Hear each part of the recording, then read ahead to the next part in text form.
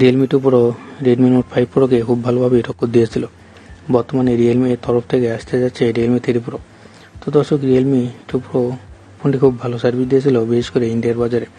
এখন যেহেতু Realme 3 pro আসতে যাচ্ছে, সেহেতু আশা করা যাচ্ছে রিয়েলমি 3 প্রো ফোনটি রিয়েলমি 2 প্রো এর থেকে অনেক ভালো অ্যান্ড বেটার ফোন হবে। তো দর্শক, সবার মাথায় বর্তমানে একই প্রশ্ন ঘুরপাক খাচ্ছে, আর তা হলো কী এমন বিষয় রয়েছে এই ফোনে।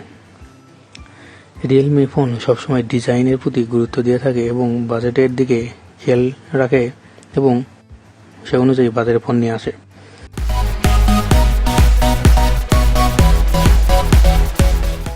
দর্শক, শুরুতেই বলবো ফোনটির প্রাইস সম্পর্কে। অ্যাকর্ডিং টু লিক্সের তথ্য অনুসারে ইন্ডিয়াতে ফোনটির দাম হতে যাচ্ছে 12,990 রুপি।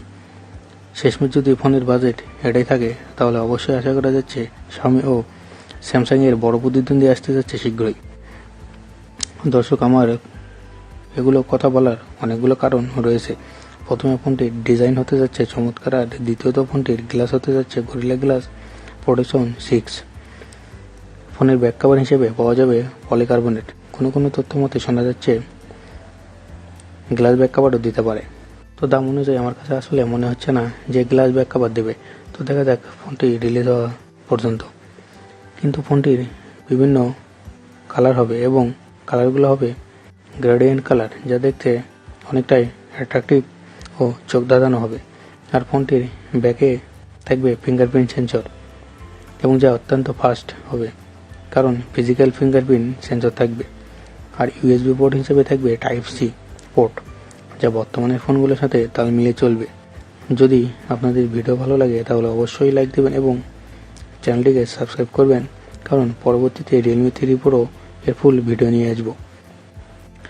এই ফোনে থাকবে ট্রিপল স্লট, যা মাইক্রো এইচডি কার্ডের সাথে ডাবল সিম কার্ড ইউজ করা যাবে। এই ফোনের স্পিকার অনেক বেটার হবে, কারণ রিয়েলমি এর ফোনগুলোর স্পিকার সবসময় লাউড স্পিকার হয়ে থাকে। এবং সাথে থাকবে 3.5mm জ্যাক। ব্যাটারি হিসেবে পাওয়া যাবে 3500 মিলিঅ্যাম্পিয়ারের ব্যাটারি, যা রিয়েলমি 2 প্রোতেও ছিল। এবং সাথে থাকবে ফ্লাশ চার্জিংয়ের সুবিধা। এই বাজেটে ফ্লাশ চার্জিংয়ের ব্যবস্থা যা অনেকটাই অবাক করার মতো। আর এই ফোনের প্রসেসর তো অনেক বেটার প্রসেসর হবে, কারণ স্ন্যাপড্রাগন হিসেবে থাকবে 675 প্রসেসর এবং সাথে থাকবে 8GB ভেরিয়েন্টের র্যামেরও সুবিধা।